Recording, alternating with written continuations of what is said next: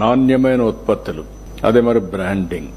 ఈరోజు product perfection కానీ global brands కానీ మనకు చాలా తక్కువ ఉన్నాయి. ఇట్లా కాకుండా ఫ్యూచర్లో ఈరోజు మనందరం ఒకటి గుర్తుపెట్టుకోవాల్సిన అవసరం ఉంది.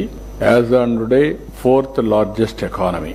ఆనరబుల్ ప్రైమ్ మినిస్టర్ గారి ఆధ్వర్యంలో 10th ఎకానమీ నుంచి మనం 4th లార్జెస్ట్ ఎకానమీకి వచ్చాం. అనదర్ 2 years లో మనం 3rd లార్జెస్ట్ ఎకానమీకి రీచ్ అవుతాం. అక్కడి నుంచి నిజమైన పోటీ స్టార్ట్ అవుతుంది.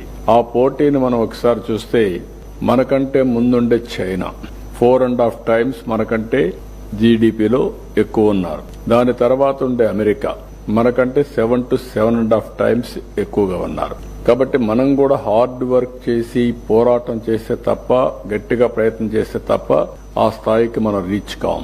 ఇంకొక పక్క మన దేశానికి కొన్ని అడ్వాంటేజెస్ కూడా ఉన్నాయి. ఈ విషయం కూడా మీరు అందరూ గుర్తుపెట్టుకోవాల్సిన అవసరం ఉంది. Right time economic reforms. కొంత లేట్ అయినా సరైన సమయంలో ఎకనామిక్ రిఫార్మ్స్ వచ్చాయి. దానివల్ల ఆలోచన విధానం మారింది. ఇంకా సంపద సృష్టించడం సునాయాసమైంది.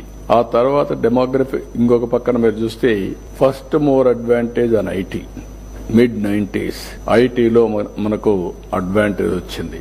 కంట్రీ యాజ్ సచ్ దాంట్లో ముందు అడ్వాంటేజ్ తీసుకుని ఆంధ్రప్రదేశ్ గవర్నమెంట్ ముందుకు పోగలిగాం.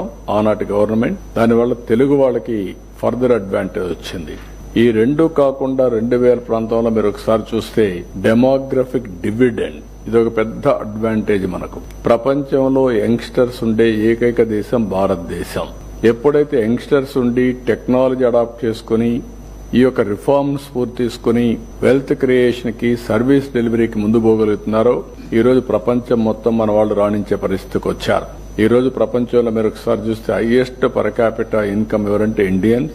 అందులో 30-35% తెలుగు కమ్యూనిటీ. ఇలాంటివి వచ్చినప్పుడు దీన్ని లాజికల్ గా తీసుకుపోవాలంటే చైనా కంటే బెటర్ గా, అమెరికాతో ధీటుగా పోవాలంటే చాలా ఎఫర్ట్ చేయాల్సిన అవసరం ఉంది.